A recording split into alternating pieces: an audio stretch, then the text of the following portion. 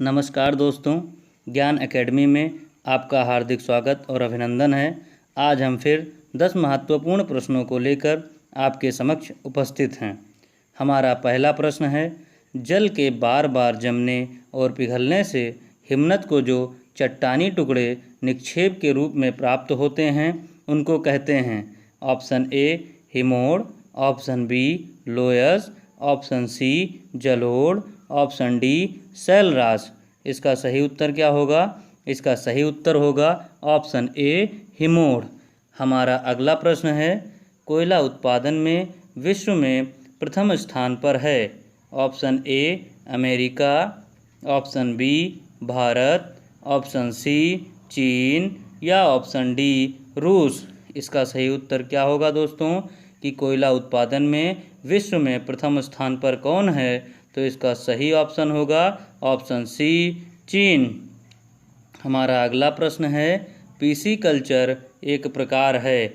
Option A अंगूर की कृषि का, ऑप्शन बी फूलों की कृषि का, ऑप्शन सी मत्स्य पालन का या ऑप्शन डी इनमें से कोई नहीं।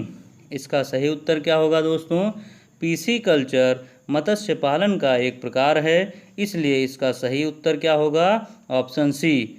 दोस्तों, अगर अंगूर की कृषि को देखें तो इसको विटीकल्चर, जबकि फूलों की कृषि को फ्लोरीकल्चर कहते हैं। हमारा अगला प्रश्न है, इनमें से कौन रबी की फसल नहीं है? ऑप्शन ए गेहूँ, ऑप्शन बी चना, ऑप्शन सी मटर या ऑप्शन डी कपास।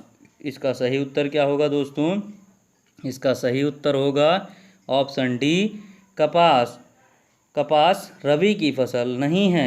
रबी की फसल दोस्तों अक्टूबर और नवंबर में बोई जाती है तथा फरवरी और मार्च में काटी जाती है। इसमें गेहूँ, चना, मसूर, मटर, सरसों आदि बोया जाता है। हमारा अगला प्रश्न है, जिब्राल्टर जल संधि जोड़ती है। ऑप्शन ए प्रशांत महासागर को अटलांटिक महासागर से, ऑप्शन बी अटलांटिक महासागर को भूमध्य सागर से, ऑप्शन सी प्रशांत महासागर को भूमध्य सागर से, ऑप्शन डी इनमें से कोई नहीं। तो साथियों, जिब्राल्टर जल संधि किसको जोड़ती है? जिब्राल्टर जल संधि अटलांटिक महासागर को भूमध्य सागर से जोड़ती है। इस प्रकार इसका सही उत्तर विकल्प बी होगा। हमारा अगला प्रश्न है, संविधान में वर्णित नीति निर्देशक सिद्धांत कहाँ से लिया गया है? ऑप्शन ए अमेरिका से, ऑप्शन बी ऑस्ट्रेलिया से, ऑप्शन सी आयरलैंड से या ऑप्शन डी कनाडा से। तो इसका सही उत्तर क्या होगा दोस्तों? नीति निर्देशक सिद्धांत आयरलैंड से लिया गया है, इसलिए इसका सही उत्तर विकल्प सी होगा। हमारा अगला प्रश्न है, कैबिनेट मिशन भारत पहुंचा। ऑप्शन ए 1946 में, ऑप्शन बी 1941 में, ऑप्शन सी 1942 में या ऑप्शन डी 1944 में। तो सही उत्तर क्या होगा दोस्तों? कैबिनेट मिशन भारत में 1946 में पहुंचा, इसलिए विकल्प ए सही उत्तर होगा। हमारा अगला प्रश्न है, किस अनुच्छेद के तहत लोकसभा में अनुसूचित जाति और जनजाति को आरक्षण प्रदान किया गया है? ऑप्शन ए अनुच्छेद 330, ऑप्शन बी अनुच्छेद 280, ऑप्शन सी अनुच्छेद 110 या ऑप्शन डी अनुच्छेद 123। तो इसका सही उत्तर क्या होगा दोस्तों? इसका सही उत्तर होगा ऑप्शन ए अनुच्छेद 330। अनुच्छेद 330 के तहत लोकसभा में अनुसूचित जाति और जनजाति को आरक्षण प्रदान किया गया है। अगर ध्यान दें दोस्तों, तो अनुच्छेद 280 में वित्त आयोग का गठन किया गया है, अनुच्छेद 117 में धन विधेयक की बात की गई है और अनुच्छेद 123 के तहत दोस्तों राष्ट्रपति द्वारा अध्यादेश जारी किया जाता है। हमारा अगला प्रश्न है कि भारतीय संविधान की उद्देशिका में कितने प्रकार के न्याय की व्यवस्था की गई है?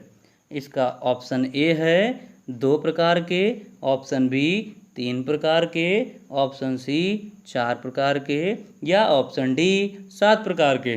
तो इसका सही उत्तर क्या होगा दोस्तों? इसका सही उत्तर होगा 3 प्रकार के न्याय की व्यवस्था की गई है। हमारा अगला और अंतिम प्रश्न है कि किस संविधान संशोधन द्वारा दिल्ली को राष्ट्रीय राजधानी क्षेत्र का दर्जा दिया गया? ऑप्शन ए 73वां संविधान संशोधन, ऑप्शन बी 74वां संविधान संशोधन, ऑप्शन सी 69वां संविधान संशोधन, या ऑप्शन डी 92वां संविधान संशोधन। तो इसका सही उत्तर क्या होगा दोस्तों? इसका सही उत्तर होगा ऑप्शन सी 69वां संविधान संशोधन। अगर हम इस पर विशेष ध्यान दें तो 73वां संविधान संशोधन दोस्तों ग्राम पंचायतों को अधिकार दिया गया है।